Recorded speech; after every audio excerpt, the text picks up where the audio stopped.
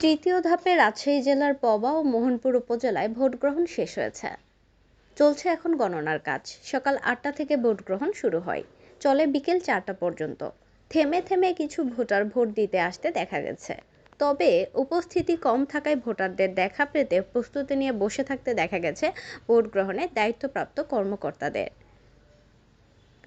ভোটের পরিবেশ সকাল থেকে ভালো থাকলেও দুপুরের দিকে পবার পারিলা উচ্চ বিদ্যালয় কেন্দ্রের সামনে ঘোড়া প্রতীকের প্রার্থী এমদাদের সমর্থককে ছুরিকাঘাতে আহত করার অভিযোগ আনারস প্রতীকের প্রার্থী ফারুক হোসেন ডাবলুর সমর্থকদের বিরুদ্ধে।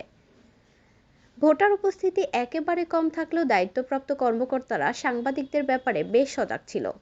পবার আলীগঞ্জ মাদ্রাসা কেন্দ্রের প্রিজাইডিং অফিসার শাহিন বলেন, ভোট কেন্দ্রে মোবাইল নিয়ে প্রবেশ করবেন না এবং কোনো প্রকার ছবি তুলবেন না।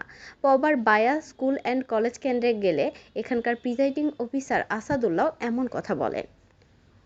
সকাল 11টার দিকে আলীগঞ্জ মাদ্রাসা কেন্দ্রে গিয়ে দেখা গেছে সেই কেন্দ্রের ২৯১৮ জন মহিলা ভোটারের মধ্যে ৬১ জন ভোট দিয়েছেন। বায়া মডেল সরকারি প্রাথমিক বিদ্যালয় কেন্দ্রের ৪৭০২ ভোটের মধ্যে দুপুর ১২টা পর্যন্ত আনুমানিক ৭% ভোট পড়েছে বলে জানিয়েছেন ওই কেন্দ্রের প্রিজাইডিং অফিসার। ওই কেন্দ্রের ১১ নং বুথে দেখা গেছে ১২টার সময় ৩৫৩ ভোটের মধ্যে মাত্র ৩৩ জন ভোট দিয়েছে। অন্য কেন্দ্রগুলো ঘুরেও এমন চিত্র দেখা গেছে।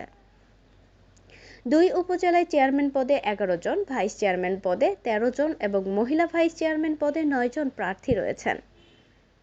এদিকে মোহনপুর উপজেলার কিছু কেন্দ্রে ভোটের পরিস্থিতি সামান্য বেশি হলেও বাকি কেন্দ্রগুলোতে ভোটার উপস্থিতি একেবারেই কম।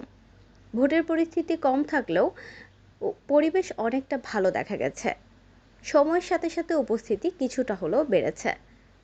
এই দুই উপজেলায় মোট ভোট কেন্দ্র ১২৯টি। এর মধ্যে পবা উপজেলায় ভোট কেন্দ্র ৮৪টি এবং ভোটার সংখ্যা ২,৬০,৮৩৮ জন। আর মোহনপুর উপজেলায় ভোট কেন্দ্র ৪৫টি এবং মোট ভোটার ১,৪৫,৫৪৩ জন।